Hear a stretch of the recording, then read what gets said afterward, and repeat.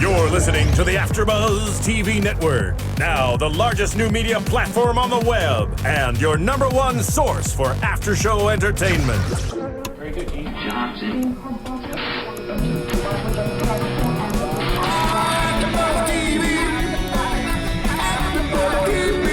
From the AFTERBUZZ Studios in Los Angeles, California, presented by Maria Menounos and streaming live thanks to Akamai Technologies, this is AFTERBUZZ TV's Penny Dreadful After Show. We'll break down tonight's episode and get you all the latest news and gossip. And now, another post-game wrap-up show for your favorite TV show. It's AFTERBUZZ TV's Penny Dreadful After Show. Hey guys, welcome to the Penny Dreadful After Show here on AFTERBUZZ TV. Don't look. Season 1, Episode 6, What Death Can Join Together. We're very excited today. I'm Bobby DeMuro here with Marisa Serafini as always, and we're excited to have Roxy Striar back in the fold. I'm really sorry I missed She's it ever. real. She's here, she's alive, and she's spectacular. But I'm teamless. I am teamless without Tiana. Because you know what? Team Bobby Marisa. Still Team Bobby reigning. Marisa You wins guys, again. I have to say, you guys kicked our butts. Yep. Tiana, Really? man. Really, it was an attendance issue, but you're back now. And Sara Stretton, our fourth co-host, is doing Game of Thrones as we speak. She is gonna, I believe, come in with us in the middle of the show today, so we'll see her in a minute, so we'll say hi to her when she comes in. But we got a lot to talk about before that. First thing, before we get into the show today, guys, we've got a ton of Penny Dreadful stuff, but I do want to talk about Maria's book. We've been talking about this a lot the last few weeks. She is our boss, of course, founded AB TV, and if you want to support us, you can support her.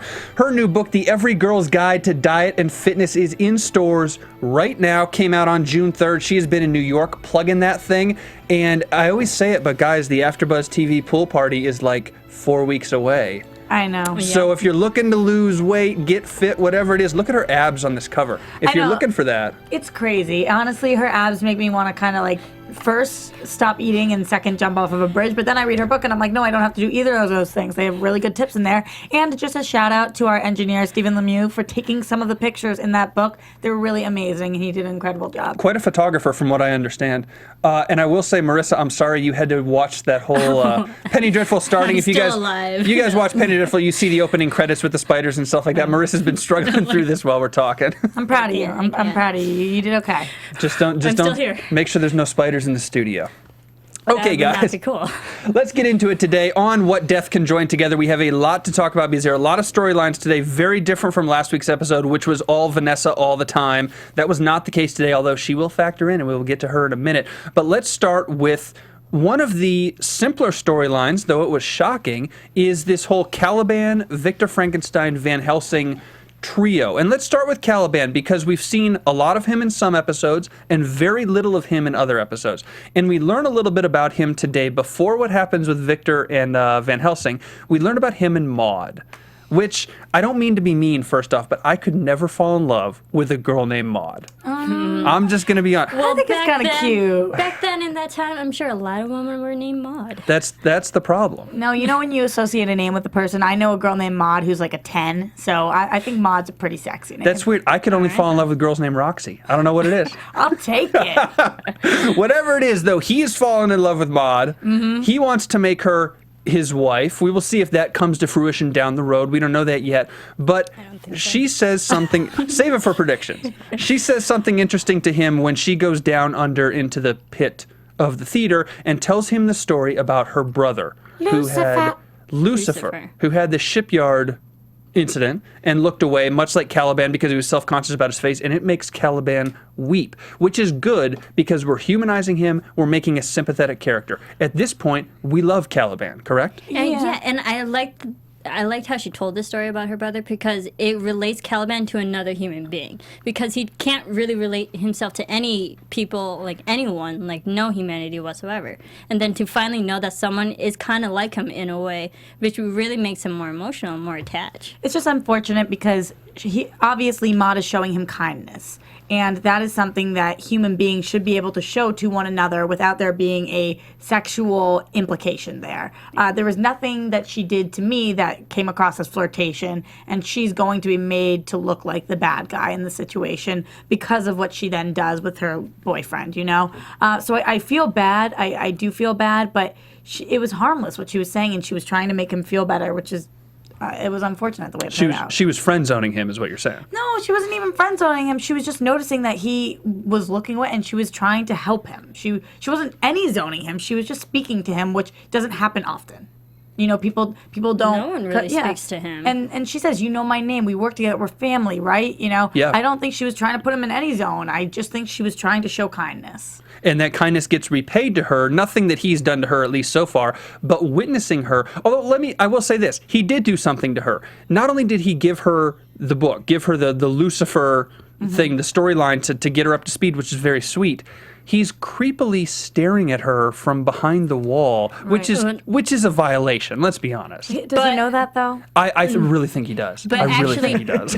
being that peeping Tom, that actually rings true with the story of Frankenstein, because when the Frankenstein creature got attached to this family, he would look through a hole through the wall, and he would look upon the family and like learn about them and all their characteristics. And then this is pretty much just a simple way of how he's looking on someone else and admiring them from afar. But if you think about in this story, so far what we've seen him is him looking at the world from a window, and that was all he knew for quite some time. So I feel like we can't really fault him for this staring problem that I would fault many guys for.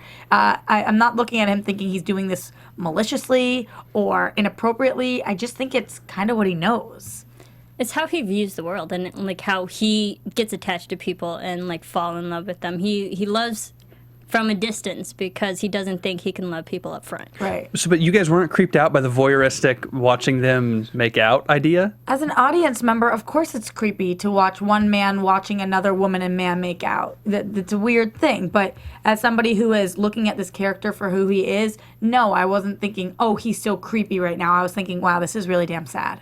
Yeah, it was sad, and he was weeping. Yeah. I mean, for seconds after that, they showed a lot of that and established just how heartbroken he was.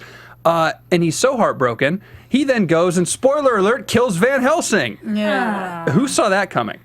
I didn't think Van Helsing would die this soon. No, yeah, I definitely saw that coming. Really? Absolutely. I wish we would have asked you that about 2 hours ago. When I saw his reaction to what Maude had done, I knew he was either going to kill Maude's man or go after Frankenstein's people. No matter who Frankenstein had been with at the time, he was going to kill. And we had seen Frankenstein with the professor all night. So for me, there was some foreshadowing there. The interesting thing to me with Caliban is I can't decide if he is a sympathetic character or an evil character, and I can't decide whether I like him or not, because we see a lot of scenes where he is sympathetic. The situation with Maude, a lot of the situations at the theater where he sort of comes alive, no pun intended, into what he is and what he's supposed to be doing. But then Caliban around Victor. Now, he's justifiably angry, but he's vicious. He's vicious to Victor, to the point where it almost makes me a little uncomfortable that it's not about revenge anymore, it's not about whatever, but it's vindictive nature beyond that that's really making him an unsympathetic character and way more of an antagonist. Absolutely. I'm half with you, I'm half not. I'm with you in the sense that I don't know whether he's good or evil, but I know for a fact that I like him. So that's... I like Caliban. Yeah, I really do. Don't know what that says about me, but I do know that I really like him. Do you like what he did to Van Helsing? No. No, because I think the problem is that we feel for Caliban because no one else really feels for him. And therefore, he is alone and isolated kind of human being who doesn't have that connection with the human connection that so many people strive for, and that's what he's doing, and he's not getting that. So I think, humans, us, the audience, are getting attached in that way. But his actions, going after Frankenstein in the vindictive, spiteful way, that's not nice, and that's not good. And for being a creature who's, like, so into life and then causing death, ironically, to get his way, Right. is not the way to go about it. So I'm conflicted if he's good or bad. Unfortunately, I'm seeing more of the negative sides of Caliban than they're overshadowing his good side. Right. I just think it comes down to how much he values human life and how much he believes that death is final. Because from what he knows personally, death is not final. You can die, you can come back. So I think he's thinking this is something that will hurt Frankenstein, but he's not thinking about the consequences. He's not thinking about the fact that he's taking a human life that most probably will not be able to come back. I think he knows that human life won't come back. He's not dumb. No, but He's how could he know that? in a way, though, Yeah. because when he sees Victor mourning over the loss of Van Helsing, he's like, "Don't cry. It doesn't do you anything. It doesn't bring you solace." So Yeah. just having the no consciousness of any human, like he can't register good, sadness, happiness. That shows sociopathic tendencies. And didn't Caliban, I don't remember the exact line. I know somebody probably watched this and will remember on YouTube or something, which, by the way, our YouTube commenters, another week, you guys are awesome. Oh, amazing. We'll talk about that at the end of the show, though. But I don't remember what the exact line was. But Caliban said something to Victor about Van Helsing's death along the lines of, there's more where that came from. Other people around you, this is going to happen to. It was some kind of threat to say, this isn't it. This is going to keep happening. And I don't remember what the line was, but the idea is Caliban's not going to stop doing this. Yeah, everyone that's closer to you. And that goes with the story of Frankenstein, Yeah. that Frankenstein went after Victor's family. Like everyone that Victor was close to. So it rings true to that. But the thing that surprised me, I didn't see Van Helsing dying so soon. Because we've only seen 2 scenes really with Van Helsing and Victor interact with each other. And so I didn't know if that was enough screen time for us to realize this is someone who was really close to Victor in order to die. I don't know if this is just me being myself here, but I'm hesitant to say that this is the last time we see him. I know that there's nothing like motivation or a swift kick in the butt when the person you're very close with dies and you are somebody who's trying to bring people back from the dead to life. So I think that... that's what blown. No, absolutely. And I think that this is Caliban's way of saying, like, hey, this is what I've done to you, and I'm going to keep tackling all of these people, and I'm going to keep murdering them until you figure out how to bring them back and get me a wife. Well, remember, too, this is the interesting thing about Victor. Well, before we get to that, I will say one more thing about Van Helsing. During the description of the vampires, the scene immediately preceding Van Helsing's death, and really the scene of his death, the seconds preceding it, Van Helsing himself is like, here's what I know about vampires. I don't know their motive. I don't know why they're here. I don't know anything else. So from a script perspective, his usefulness had ended. Yeah. So we actually should have seen this coming in a way because there was nothing else he knew. So either he was going to join the team of Discovery or he was going to have to go hang out on his own. It wasn't like he was offering any other insight. So from that perspective, I know Van Helsing is a loss because he was sort of a mentor to Victor, and you don't want to see a guy just get his neck broken. And the story of Van Helsing, he's the one that ends Dracula. Exactly. Kills Dracula. But in this story today, it looked like he wasn't going to be able to offer very much more in terms of background on vampires. He told Victor what he knows, and that's it. That's absolutely true. And I think that he was, in his speech, he was saying, you're young, you have a lot of time to live, I'm old. And he was kind of preparing the audience to let go of him. You know, Yeah. like, I've lived my life and there's nothing left. And he had his wife, Hannah, and she lived her life, and then he had to kill her because of what happened. But they had their life, they had their thing, it's over. He's made peace with all of it. Right, absolutely. But I don't know, although he's made peace, I don't believe Frankenstein's made peace. Nope, not yet. So he's going to have to work for that. Very hard. And also, Caliban also said the line that "look upon your work." Again, going back to his first kill, with "look upon your master," and that just shows, his superiority complex within Victor. That this is your doing, pretty much. One more thing that Van Helsing said in German, the English translation was, "For the dead travel fast." I wonder if we'll see that coming up in ahead.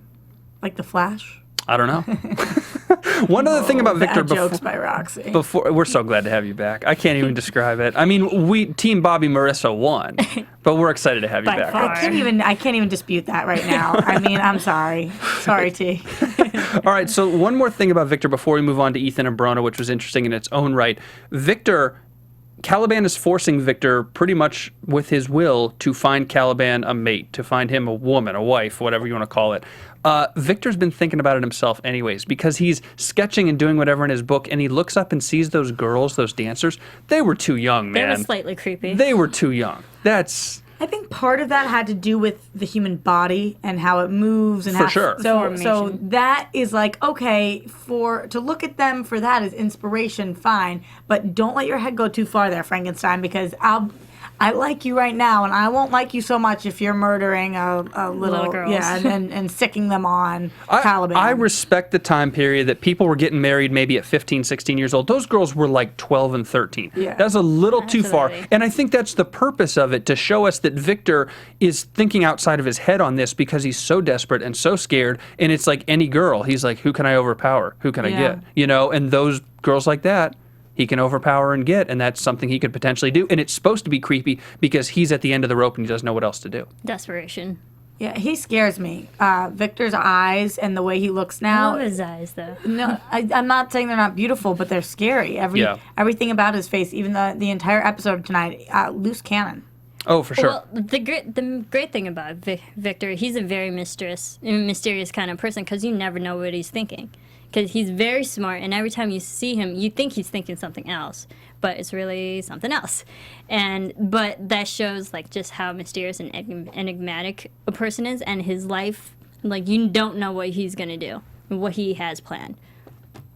I agree. I concur, yeah. Good closing point on Victor. Let's transition out to Ethan and Brona. Before we do that, thank you guys so much for subscribing on iTunes and rating us so far. We really appreciate that. And thank you guys on YouTube for all the great comments. If you haven't done it already, hit subscribe. If you're listening on the podcast, or if you're on YouTube watching the video, hit subscribe if you haven't done it already, and keep commenting. We love it. We have Roxy back now, so you guys can say all those hateful things about her you've been waiting to say for a couple weeks. I love it. Bring it on, baby. There's that Boston attitude. All right, let's go to Ethan and Brona now. We learn a lot about the two of them today. The first one is Brona is getting sicker and sicker and sicker. And the first interesting scene to me was the first time we saw Brona coughing up a storm in bed. You know, on her side, just we know she's sick, but it's looking like it's getting worse and worse pretty progressively quickly. Yeah. And Ethan comes in and kind of like snuggles her or whatever, and she's like, where'd you go last night? And he's like, I was hanging out with Mr. Gray. I'm like, no, dude, you weren't. You were cheating on her with Mr. Gray. Let's call it what it is, right? Making out, even if it was just making out, it's cheating. It was, but also my question was, you saw Brona. You saw Brona. She got jealous. She's like, "Where were you last night?" Didn't Brona try to break up with him just the very night before? That's exact. And she ran off. And she Yeah. ran off. She's the one That's that called just it like a off. girl. You do the breakup. You run off, and then you blame me. I'm sorry. I'm sorry. That was low. I just. Come on, I had a Bobby. flashback to something that happened to me. Yeah, I don't know. But seriously, Okay, that's just. bring it back. Because I missed the after show for this, I'm still very confused. What was that? I mean, they're hooking up and. Well, listen, we had a bit of a debate on that in the YouTube comments after this after show a couple weeks ago about that breakup that directly led to this scene, which was whether Brona left because of Dorian specifically, or if it was a class issue that she didn't feel like she felt in because she was poor and everybody else was rich. My argument was her persona drastically changed when Dorian showed up and introduced himself, even though he already knew her. Right. Other folks have been saying, no, it was a class issue. She didn't feel comfortable the whole time, which I get, although you're wrong. I think it's That's a combination of all of those things. I don't think that any of them are small enough to negate. So I don't know, but it's really interesting to me that one of the first things we hear him say tonight is, "I love you with all of my heart," and I was thinking, when did that happen? And how long had they really known each other in Yeah. the real time? I'm going to tell you guys right now, I've been never a couple weeks, at least. I've never done this myself. I'm not condoning it. So ladies out there, I'm not condoning this, but a man who strays, when he comes back home, is going to feel a little extra guilty, and he might try to go over the top saying some things he shouldn't say to try to make up for the guilt that he doesn't want to admit what he did, but he wants the woman to know, no, I made a mistake, baby, you're the one, and I'm never going to make that mistake again. And that is subconsciously what's up. Right, a man will buy a woman flowers, and then it's usually because he did something wrong or whatever it is. But this didn't seem like the first time he had said that. And I don't know, there was just something there that I'm confused. I want to sit down with Ethan and say, what's up, man? Like, what's actually going on? Who are you crushing on? And is this all a game, or do you really like Brona and you just had a little gay moment, or like I don't even know, or do you really like Dorian, or are you asexual, or are you bisexual? What?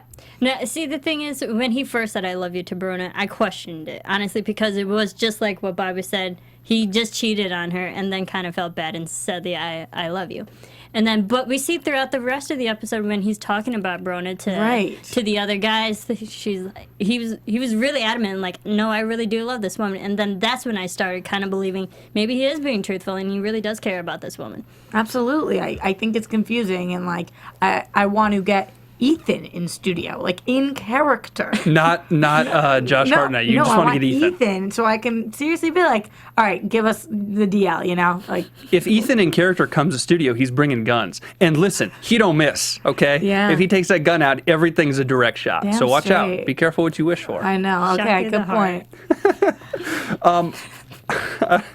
And you're to blame. I don't even know what to say about that. So Brona, okay, the other interesting scene in that bedroom, because the show this week jumped back and forth, scene to scene, story to story, different from a lot of what we've seen before. Marisa, we were talking about this off air, but it's this idea of before on Penny Dreadful, they'll jump story to story in a minute or 90 seconds or whatever. It was like 15 seconds a pop, vignette, very, very quickly, much faster than a lot of episodes. Not better or worse. I like it both ways. Still moves the story along. But very different. And one of the things was they keep coming back to this bedroom scene with Brona and Ethan, and other things are happening in between. The other bedroom scene point of note to me is when Brona, looking at Ethan from the bed, and he's at the foot of the bed getting ready, and she says something along the lines of, you better not kiss me anymore. You can't kiss me anymore. It's too far along or whatever. And what does he do? He kisses her. Just walks up and plants one on her. Of course, which is another thing. That was sweet. Right, it is. It's sexy. It's sweet. Us women viewers love it. We're like, oh my God, why can't I have consumption and have a guy still want to make out with me? But more so than that, it made me realize there's no way that this is an absolute fling to him, because then he wouldn't do that, because they don't know about consumption and they don't know how you can, or what. I don't even know how you die. I sat there. I was like, guys, is he gonna catch this? Like, what's going on? No. I think that he has to have real feelings for her, or just be very stubborn and manly. I think he's stubborn and combination manly. of that? I think it's an idea of he's got nothing to lose. We still don't know what happened to him in America. He tried to tell Brona about it, and she cut him off, and she was like, oh, you killed 10 Redskins before breakfast. So we still, and he wasn't going to tell her, I don't think, the whole story, but he was going to say something. We still don't know what happened with him in America. So he could be of the attitude, and this oversimplifies it too much, but he could be of the attitude that he's ready to die in a weird way. And he says, you know what? I've lived such a life, such and such happened. Look what I'm doing right now with Sir Malcolm. I don't care anymore. I love this girl, and if I get consumption and die with her, so be it. He's very clearly not afraid of death, which makes me wonder, yes, what you were saying, what happened in the past, but also, is there any way that he right now is sick? Or something, is there something we don't know about him that he is inevitably going to die prematurely anyway? Or is it his condition, whatever maybe creature he is, or something that could cause his imminent death? Right. Or makes him want to die. Yeah. Or his condition, whatever creature is, he's eternally living and consumption doesn't matter. Yeah. Like Dorian. Who knows? Yeah. Let me just heal myself now. Sound effects. Ooh, and that all. noise. Yeah, it wasn't a good one. Sorry, guys. That's okay. We don't mind it. Let's transition now. Ethan's a good transition point because there's really not too much more of Brona in this episode, although he discusses her at the plague ship and that thing, which we'll get to in a second. But let's talk about, as you called it so wonderfully, Marissa, Boys' Night Out. In a sick, twisted way. In a weird, sick, well, every Boys' Night Out is sick and twisted. Let's be honest. What's wrong with you? Yeah. Every It's the Boys' Penny Night. Dreadfuls version. It is not a good Boys' Night Out if it is not sick and twisted. Back me up on that, Roxy. I Oh, know yeah. you know. Me and all my boys' nights out. Okay. The plague ship. And we've got Sir Malcolm Murray, Sembene, who's playing a little bit bigger role. Watch out for this guy. Watch out for this guy. Ooh. You said it, Roxy. You're like, nobody gives this guy respect. Yeah. I think he's coming. I'm not going to make a prediction on it because I don't know what's going to happen. No, not respect time. He just doesn't get the time. He's getting more. Yeah. He's definitely getting more. He's getting lines. Something's coming with He's him. actually speaking. Something's coming with SAG him. card is in now, and he's ready to go. He's ready to rock. I have a feeling he had that SAG card before. I don't know. I was just kidding. Very talented, and I respect you and your SAG card. You're so politically correct. You Yeah, changed in your I'm last gonna- 2 weeks. Did I? Yeah. Thanks, guys. Seriously, maybe more gin would help. I was going to say, what are you drinking today? Yeah. Whatever it My is. water over here. Guess Tiana must have been the problem then.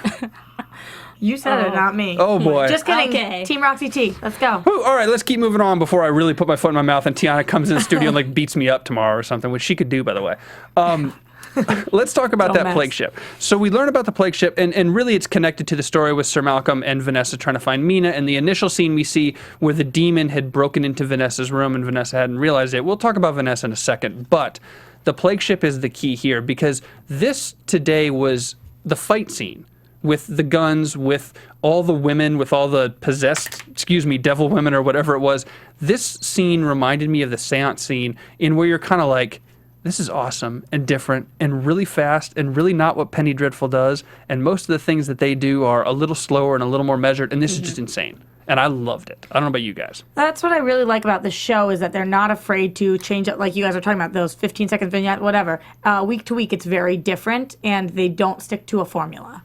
So you never know what you're going to get. So when we have this tonight, it's so out of character for the show. Not that the show even has a character, but that it was interesting to watch. And those eyes popping open, oh, baby. That was awesome. And was it, am I correct, where it was only like 3 women that they were fighting? It made me think that maybe they were Dracula's 3 brides. Really? I think we saw 5 women, though. 5 of the eye pops. Maybe we'll it have was to go like back and 4. look. I saw 4 eye pops. I took but it. they were fighting 3 women, and then Mina was at the end. See, They that's weren't fighting. interesting because I took it completely differently that they were fighting way more than 3 or 4 or 5, and we only saw 3 or 4 eye pops to establish How many? That there what was going on. I was under the impression that there was a ship of a ton of dead women or undead, whatever See, it is. I only saw like 3. I The same 3 Just over kept coming they and bouncing up? Yeah, they kept shooting them over and over again. I just took for granted that they died when they were shot, which was probably stupid. You should never take anything for granted on Penny Dreadful. But I took for granted that they died when they were shot, and there were just a ton of. I think the fact that even we're having it this was the same conversation. 3. Yeah, I think the fact that we're having this conversation right now shows that this is probably the scariest part of the show because we can't put a name on this. We don't know what's going on. We don't know how many of there are or what they even are, as opposed to Caliban or all the, these scary things that we know what they are. We know what they're capable of. These things. We all watch the same episode and we don't know what we have different opinions on how many, what, who. So I don't know. I think that in my opinion there were more than 3. Marissa knows best. Marissa's a professor for a My reason. opinion does not matter because Marissa I saw knows the fact. same 3 women over and over again. They just kept shooting, and then it got to the point where Sembene literally knifed one of them and stabbed it. So I just saw the same 3 women over and over again. Well, we're gonna have to go back and watch. It doesn't help where all of them had white long hair and in white gowns. I know. And I was they like, all looked Khaleesi, the get out of same. here. And it happened so fast. That was my Game of Thrones reference. Khaleesi? Wrong show. I know, but they all looked like Khaleesi with the hair. And anyway. You miss Sarah, don't you? Yeah, I miss Sarah, and people who watch Game of Thrones would appreciate that. They would. That's Come true. on, you got to give me my comments when I get them. I'm not mad at you. I'm not mad at you. Okay. And the demon was there, that lead demon or whatever, and we've seen that guy, girl, creature entity before with the ton of teeth and stuff like that. Right. He was there, or whatever it was, overlooking kind of. Now, my biggest question Mina. with this scene, was that real Mina or an apparition of a fake Mina to kind of entice them in? It's a really good question. I'm not positive. Because I don't know whether Mina has switched to the dark side or not. Off of your question, the most important question to me is tonight we hear where I come from, we know some people cannot be saved. And if Mina has gone too far, has Mina gone too far? Which Mina that we're seeing is the real Mina? Because we only saw this nice Mina when it came to Vanessa because apparently they want Vanessa, but Vanessa wasn't here right now, so why would we see nice Mina? I don't know. But, okay, the thing is with Mina, we saw her actually speak, and we've seen her in the past, is she a spirit Mina or is she the real thing? I think for tonight's episode on the ship, she was real. She was still in that form, so she was in between. So when she says help, she really means help. But she called out her father in a human voice, so it shows that she still does have some humanity left in her, and she's not completely all creature and demon or demonic-like person, so she has the ability to be saved. That's interesting, and I'm going to disagree with you, but I'm not going to tell you why until we get to predictions, because you guys just gave me my prediction for I the do week. have a prediction on Mina, too. So. Okay, cool. Well, we'll keep that anyways. Anything else on Mina and what's going on with that before we transition out to Vanessa and Dorian? No, I think that we don't know enough to be able to say anything. The question is, which Mina is Mina? And the really cute thing, and you mentioned this earlier about Brona and Ethan, how much Ethan defends Brona when Sir Malcolm offered to take her to the country or do whatever it was in the asylum or whatever. And And as it turns out, Ethan has some serious thoughts about Brona and says, no, I'm going to be with her. And I don't remember what exactly he said, but I love her. I'm going to be with her. No, he says she will cease being.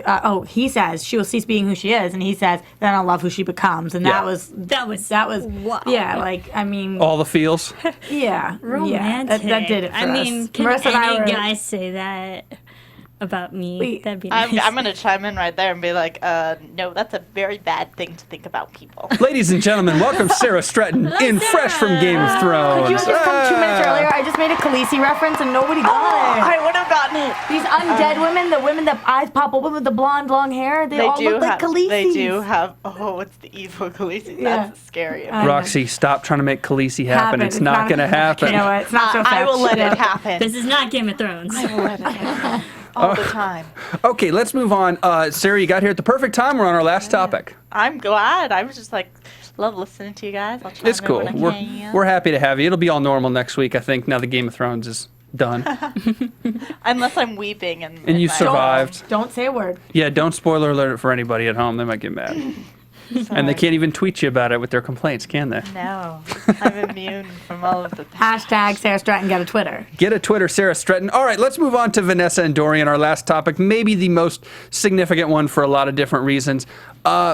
We know this is coming at the very start. Well, first off, we see Vanessa with the cards, with the tarot cards again, and she has that vision and she hears those screams, and she's the one who is the catalyst for something terrible happening on a ship. Right. Well, just to back up for a Before second, we though, did it, just on the tarot cards, because so far what we've known from the tarot cards is that when she was with Ethan, she pulled the Lover's card, and now she has those 2 cards, V of Cups and the Moon. V of And Cups. like wolves on the moon. Yeah. V of Cups actually stands for 5 of Cups, so V is 5 in Roman Oh. numerals. So 5 Marissa. 5 of Cups, which actually means loss, grief, and anger. How do you get boat out of moon? I know, that cups? was my question. And I'm let's like- go to a boat. Yeah. Because But what she sounded said like that- to me... She said a couple of the cards directed towards a ship. So I'm So guessing river those, trade. those were the other 2 cards that the audience didn't see. But the 2 cards that we saw only applied to Vanessa's life. Because the sounds that we heard sounded to me like Peter in the rainforest.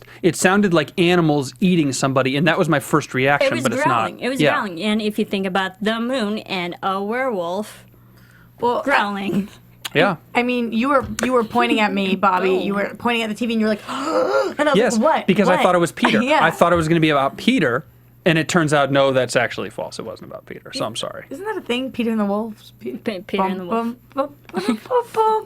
That was like the scariest thing. I had a book when I was a kid. You know what? It doesn't matter. Let's not even get I into have it. no idea what any of you are talking But about. the moon, okay, the moon though. If you think about it, if you reference any animals associated with the moon, you're gonna think a werewolf, Of course. or a wolf in general. And then the sound effect coinciding with the turning of the moon card was growling. Yeah. So it sounded like it was from a vicious wolf. We're starting to get there where we are getting some labels. Tonight we hear vampire. I think shortly we'll be hearing werewolf so that we can... Getting like definitive creatures. Yeah, so that we can recognize these things a little more, because right now so many things are up in the air and it's like, I don't even know what to call this creature. I agree. Let's move on to Vanessa now. The biggest story, the coolest story to me, the most interesting, Vanessa and Dorian. We knew this was going to happen from the start. I called it on that first scene when he walked in. You knew what was going to happen because these are 2 of the most sexual people in the world. Oh, yeah. In the Penny Dreadful world at that time, and you just knew they were going to get together at some point, and they did. But let's talk about them getting together, because Dorian has a move, you guys. We all have moves. Us gentlemen all have moves. I'm not going to tell you what my move is, but I got a good one or 2 or But 10. you've pegged Dorian's move. Dorian's move... Is The next neck. move, yeah. No, it's bigger What? than that. It's the photograph, man. Yeah. The photograph is like gets the people move, into the date, the thing, and and at that time, the photograph wows the girls so much because it's unique. Or and the guy. Or the guy, that's touche. Wows them so much because it's unique that it's like, that he's in. So he takes Vanessa, that's his move, and she's intrigued from there. Well, it's something that you would only be able to do if you are well off and high class. You know, it means If you you are afford it. someone. And Vanessa even says she is so many things and she's never been photographed. Somebody giving her first photograph, that's bigger than taking her virginity. Interesting comparison. Yeah, he took her P card. Oh, God. and she never She gets said to it. see the photo, which was the only part I really wanted out of that scene. How did it happen back then? Did it just pop out? No, it wasn't a Polaroid. You know, it probably took so Oh, long. I take that back. Oh, I'm so sorry. Oh, I'm gonna get so many things. There was the dark room and the whole thing. And It probably bad. took so long to snap the photograph that it probably took like 3 months to develop the picture. Yeah. I actually don't know the technology. We'll I was look it up making afterwards. a joke. I was an obvious joke. All I know is I have not seen that, and I have not seen a painting, and I feel like I'm being left alone in the dark. You're being chipped. I'm not happy. I'm not Yeah, happy we with still this. haven't seen the painting. Well, we'll talk about that in the news, so stick on that Yeah. one for a second. But back to Vanessa and Dorian. So the photograph and then the neck move. I said it on when we were screening this. Vanessa has a wonderful neck. She really does. Why are you laughing at me? She has a wonderful neck. Vanessa, the character, or Eva Green. Eva Green. I mean, Eva Green has a wonderful lot of things. She right? does. She I really would does. agree with you, Roxy. Yeah, you know, she wore that Totally low-cut agree. shirt tonight. I'm like, she has wonderful breasts. She puts her neck out. I'm like, she has a wonderful neck. Her face, pretty wonderful also. Good So, bone like, structure. Yeah, but Gorgeous. she's pretty wonderful. She is pretty wonderful, but I noticed the neck specifically because I said it to you, did I not? We were did. watching this, You and I did. was like, Yeah. that neck is hot. Yeah. And she's got a great neck. She has one of those like It's snake elongated. necks. Yeah, that Yeah. Like, it just goes on and yeah, I could see that. Okay. Well, now you guys know what I'm into. Your Are you fetishes. also into the biting, clawing, and then running out? I thought No, that was hold probably on. the sexiest thing I'd ever But you seen. missed the biggest part. They took out a knife. Yeah. The knife. It wasn't just biting. Like a little biting or clawing, like, okay, maybe it'll warrant it depending on what you're doing and whatever, no comment. But the knife is way over the top. Well, no, but it was for the corset. But That no, was the original move of Yeah, it. it was And Sure. that's not that strange. but then she took it and cut his chest and licked the blood. Okay, that part's strange. But if you think about it, Are you into it or I'm something? pleading the fifth on this one. Hey, Bobby, every guy has a move. And, that's the move. Wow. So you're saying that's Vanessa's move is cut the chest, lick the blood. That's the move. Wow. that's okay. that's her. It's a great way to get hepatitis. If you think about it, yeah, especially during that time. If you think about it, Vanessa was the aggressor this whole time. She's the one that led Dorian up the stairs. She's the one that was on top during the whole scene. And she's the one that made the first cut with that blade.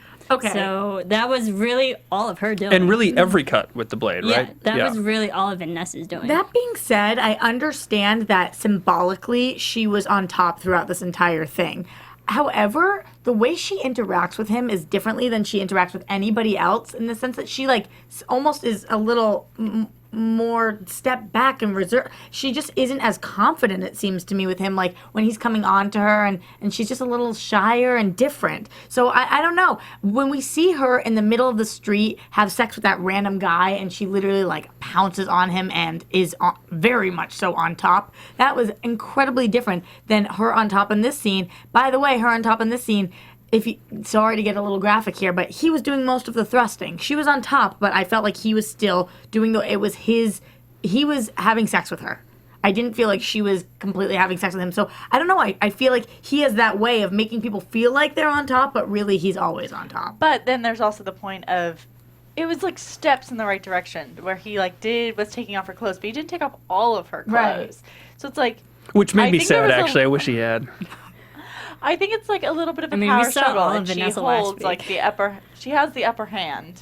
Yep. But he's trying to compete with her at least. He's not just giving in everything. I feel like though, even though she has the upper hand in all of her relationships and he has the upper hand in all of his, I didn't feel like in this she completely had the upper hand. I felt like he did most of the time, to be honest. There was two dominants in that Yeah. relationship. Technically, there was 3.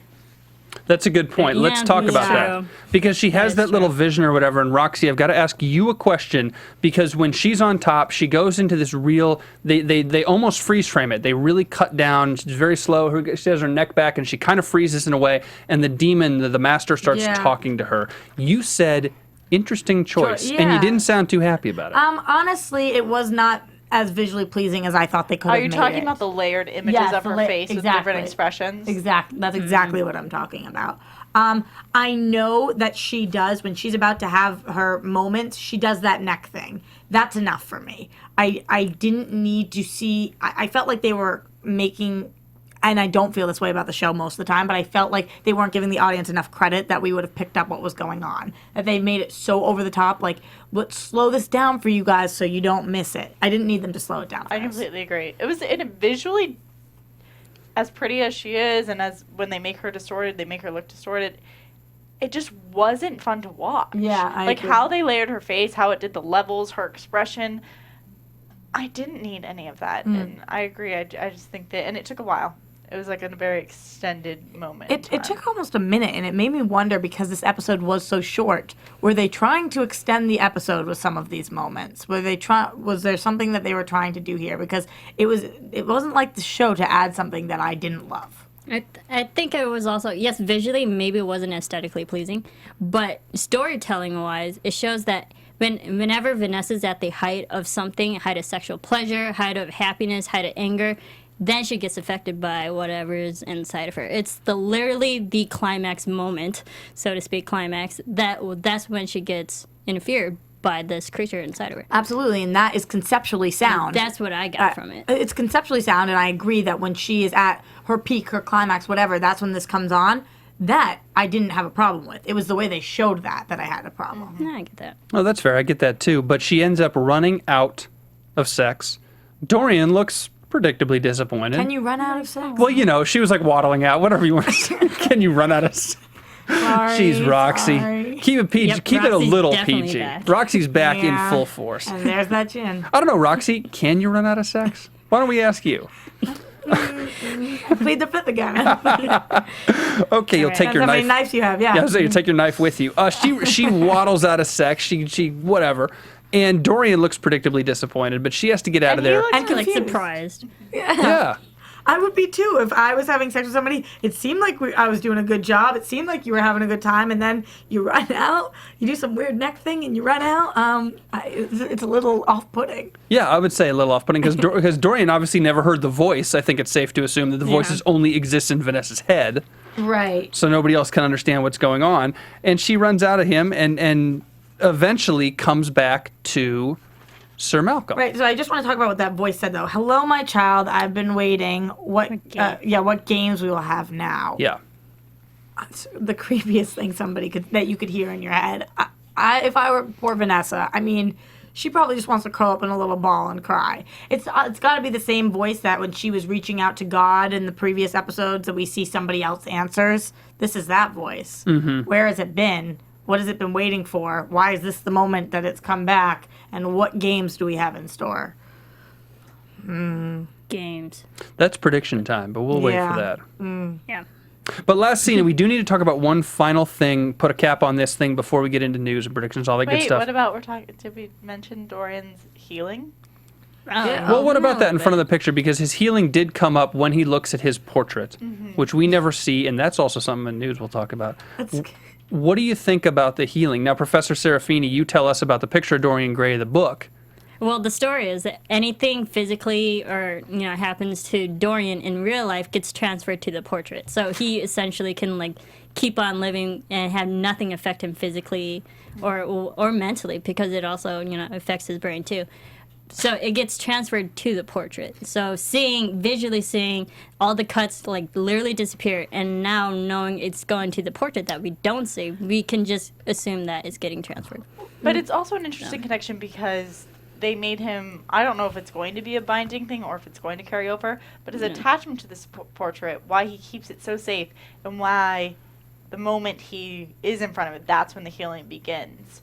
Could be an interesting play, because I don't know enough about it to say if someone removes the painting from him or takes possession of it, do they have control over his life? Do they have control over his healing? You mean if something happens to him, it happens to the portrait, so if something happens to the portrait, does it happen to him? The inverse of that. That also, if, say, he needs the portrait to heal, so if he gets shot in the arm and he needs to go to the portrait to heal, is there a connection there? How much does it control? Well, I'm sorry, I'm going to just keep referencing the book. Don't be sorry, that's what all you're I here know. for, yeah. But the And other reasons. book, every time something happens to Dorian, he locks away the portrait. He keeps it hidden away from the world. He keeps it safe in the attic, I believe.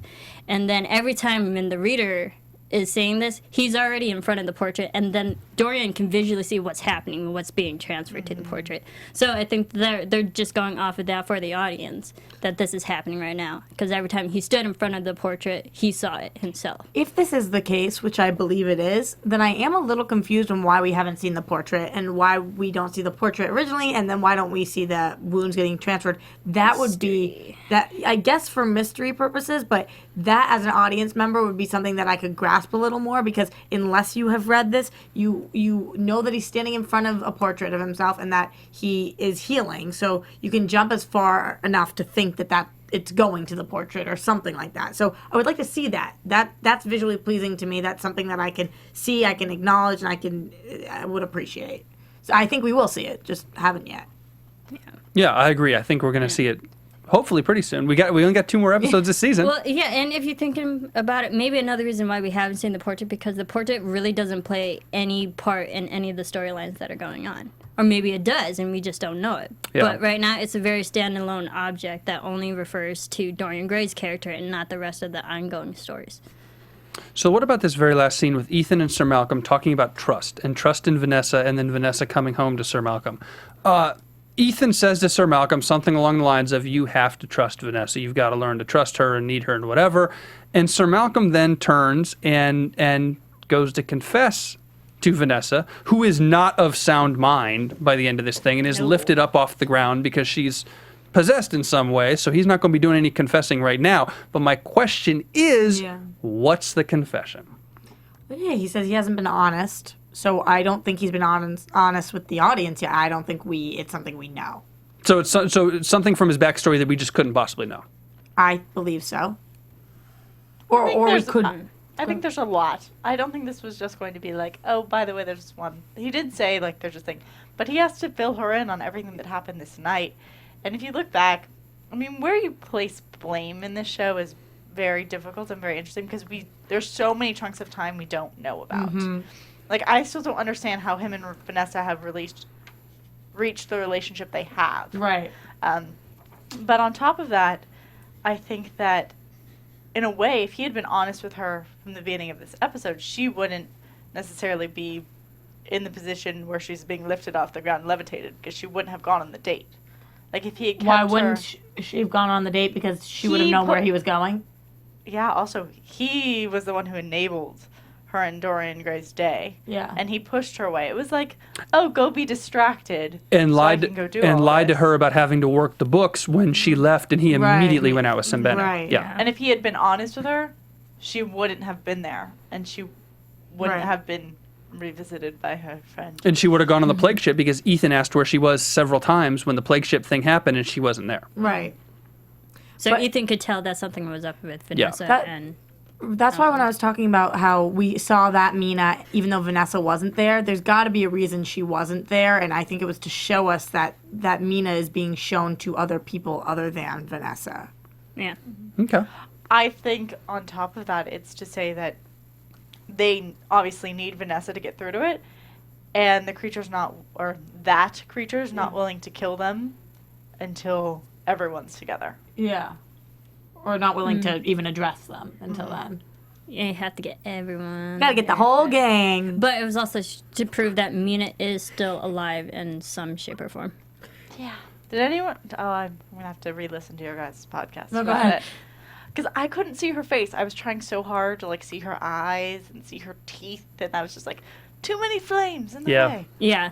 It looked like she had dark black eyes. Like she looked like the other dead vampire women that were there. She looked exactly like them. But she was speaking in the normal human voice. She didn't look like that to me. She looked like the Mina that we saw on the beach to me. Really? Oh, well, like a little more, but she didn't look like the Mina we've seen in the hallway. It was kind of a combination of the two, maybe. We'll have to go back and look again. Well, It happened so fast. It happened so fast. Sorry. We're going to see a lot of Mina in the next 2 episodes. I think that's it on the recap portion, so let us get now to news and gossip. AfterBuzz TV News. All right, we've got a lot of news to get through. Marisa, Professor Serafini, why don't we begin with you? A couple tidbits. All right, well, just a couple interviews with Eva Green, who obviously plays Vanessa. She spoke to Vanity Fair last week about last week's episode, Closer Than Sisters. And then she actually did a lot of research before she became Vanessa, that she saw 2 psychics in Paris. One that showed her how to properly spread the tarot cards, and she found that fascinating because, if you do it properly and well done, it actually can give someone insight on which cards to decide to pick. Which, interesting. And then the other one told her about, Eva Green, actually now believes in psychics, too, because the second psychic was telling her all about these private things that happen in Eva's life that no one knows about. So that kind of spooked Eva a bit. She's like, I kind of believe it now, because no one knows this stuff about She me. didn't go to Miss Cleo, did she? Do you guys remember Miss Cleo? Yeah, yes, I remember. But she said she doesn't know... Yes, over that. But she said that the second psychic knew what happened to her and told me what would happen in her future. So we'll see if she's actually right. And then more stuff that she said she enjoys playing insane characters, especially with Vanessa. She has some really extreme scenes. But she said the filming of when she was possessed by the demon and having sex with it and all, she said at the end of that day filming, she said she was completely shattered. But the crew was very nice, and John Logan, the writer, was looking after her like her very father-like, which was very sweet. And then she also says she likes to not stay in character during scenes and during takes and stuff, because she likes building a nice relationship and establishing relationship with the crew, and being nice in that way. And then she also listens to music. I guess it would be hard to make friends if the whole time you're but to stay in character. But it would also be really hard to go in and out of character, take and whatever. It'd be almost easier to stay in character and just be weird. Yeah. But she likes to not stay in character because she finds that actually her word's pretentious. So she likes to establish that relationship with crew, which is nice. I mean, I'm crew, so I know what that's like. And then also we did talk about a few weeks ago that the whole seance scene, how there was a butterfly in between. She said in extension to that story that butterfly actually followed Eva Green around throughout the whole 8 episodes of filming, and she considered it her little guardian angel. What does it mean, guys? What do you think? Yeah, it was very weird. Everyone was laughing, but it was like a Penny Dreadful butterfly, a spirit. Yeah. All right, I've got 2 pieces for you guys. The first one is on Reeve Carney, the actor who, of course, plays Dorian Gray. He did a Q&A in Manhattan this week about Penny Dreadful, and he first off says he read Oscar Wilde's work, of course, as he should if he's playing Dorian Gray. Most importantly for us, though, Penny Dreadful, the production, has already created the portrait. He has not seen it. So they asked him on the Q&A, they said, what does it look like? He says, I have no idea. I'm going to be just as surprised as you are. I have not seen it yet. So I don't believe them. I don't think they've created it. When we really, Liar! when we see have him, to see when it. we see him looking at the portrait that is unshown, he's looking at Lord knows what. He could be looking at a picture of Roxy. We don't know. I bet that's what it is. I do have some great I wouldn't healing be powers. surprised. So it's Dimples. Yeah, mm-hmm. And the second one, we've got some pictures to post up with this piece of news. This is a good one, you guys. Take a look.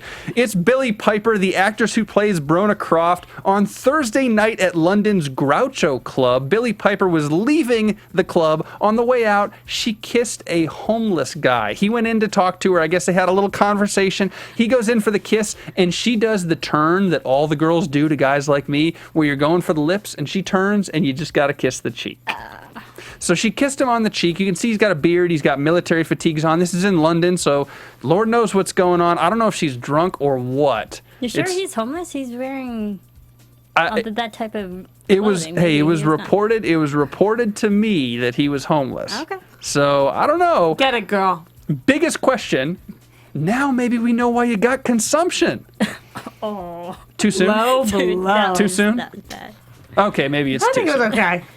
All right, let's move on to predictions. I think there was one more photo that This is good. Yeah, let's do this. Okay, I'm sorry. So I was looking up, fun stuff for Penny Dreadful last week, and the I09 website had this fun character map of our favorite Penny Dreadful characters, and I don't know if you could tell the whole photo here, but there's lines in between everyone, like saying the blue line is like, this person has made out with this person, or green line, this is like parental guide, or the yellow one, too good for this, all that, which is... What's the red line? Who's too good for What's this? the purple line? So, the red line is, as you can tell, some other messed up business. Some other messed up Okay, business. we're missing a line. I just have to say that Josh and Mr. Men... Oh my gosh, I'm totally... Malcolm? Oh, No. and Dorian. No. What? No. Well, no, they have Hold the on. blue line. Purple line should be... What's the purple line? The purple line are... I can't read this It handwriting. says colleagues. Colleagues. Colleagues, they're not all connected. Well, they're not all colleagues. But I thought they They're- are all colleagues. Josh They've and- made a pact. Josh and made Dorian. it. Some are more Pact. like Rome. Sarah more takes pacts very romantic. seriously. She must take back very seriously. My question is, who's the one who's too good for this? Who is that? Oh, that's Professor. the That's guy who Egyptian does professor. all the Egyptian. What's his Oh name? yeah, he's totally too good Yeah, for he it. is. Too good for Yeah, that guy's the man. Okay. Yeah, but it's a really funny character map. You should definitely read it. All the lines is just like, yeah, this it really makes sense with all the characters and their storylines and how they're all connected. Okay.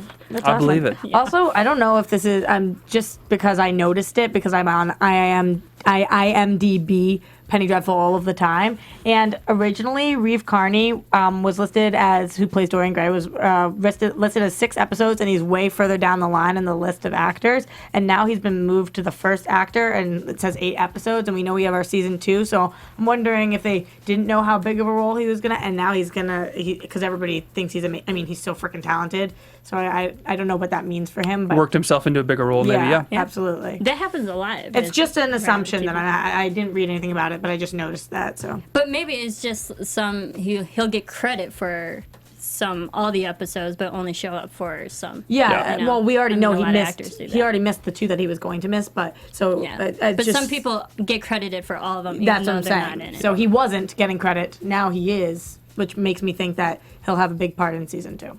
I hope so. All right, now let's get to predictions. Yep. Yeah. Yo, Steven, where's our prediction music, man? Got your photos up and stuff. Your AfterBuzz. You gotta give him a second. Steven's Sorry. like, forget you guys. Steven's got his own prediction. He's going home early. Yeah. You guys, I go here. He has the power to end the show right now. Just mute us all and done. All right, let's get to predictions. I have a From executive producers Maria Menounos, Kevin Undergaro. That's not Oh, cool. cheap shot. Low That was not blow. wow. It's that time of night, folks. Okay, I've got a big one, but I'm going to defer to you lovely ladies first. So who would like to make the first prediction? And Roxy's covering. Roxy's Okay. doing it. No, you always pick me, and I'll say, Roxy, you- yeah, Sarah, go Sarah. Sarah. well, since I predicted last week that Brona was gonna die and or turn into a vampire or something when she collapsed on the street, I'm gonna predict again that she's gonna die. I'm just gonna predict that every week until she dies, because how is she still alive? That's the safe play. I like it. It's such a crazy prediction considering she's close to dying and has consumption that you would think she actually would die. That's baffling. Well, I tried to predict that she was gonna become a vampire. Wow. And that didn't come true. Everybody's maybe. getting real testy in here right now. I think it's just this chick. I think it over is here. just the. Hey, speaking of that me chick. out, why don't we? No, before we kick you out, make your prediction. I think that there's going to be a huge issue with Vanessa and Malcolm, and that Malcolm really doesn't have Vanessa's best interest. Sorry. I'm sorry you said that. I just had this vision of Malcolm tying a rope around her and carrying her around like a balloon. What? Why? What were you guys drinking in Game of Thrones earlier tonight? Oh, It's gin all around on that see, side. usually I'm the one that everybody's pointing and laughing at, so I'm pretty happy about this. Sarah made it funny. it's just a very funny I think that Ethan, even though we see him pointing the gun to Vanessa, I think he's very much so team Vanessa, and he has to do it to protect her, save her, something, and Malcolm is anti-Vanessa at this point, not looking out. Okay, well, Vanessa doesn't look too good in next week's preview, as we see. So things are going to get worse. How's that her neck looking, Bobby? Before they get better. The thing is, I think, because we see Sembene actually says tonight that there comes to the point where Mina can't be saved. And it's not in the saving that you think that's hey, we're going to get her back. It's more like she's come far to the gone. point But where Marissa- we have to kill her. But true love, you love what people become. Yeah. I know that line. Good point. Good point. But it's gotten to the point where Mina's at the point where they can't save her. No matter what you do, you can't save her. And we saw in last week's episode Vanessa's line, I love you enough to kill you. So I think Vanessa's going to be the one who kills Mina. And what's interesting about that is we hear like the phrase "I love you to death." Like that's everything that keeps popping out at me. More literal, Yeah, in this sense. I love you to death. Yeah. All right, my prediction is gonna pee in all your Cheerios here. Ew. I think that that a Mina. Yeah, it is. Yeah, it is. I think that Mina is the demon.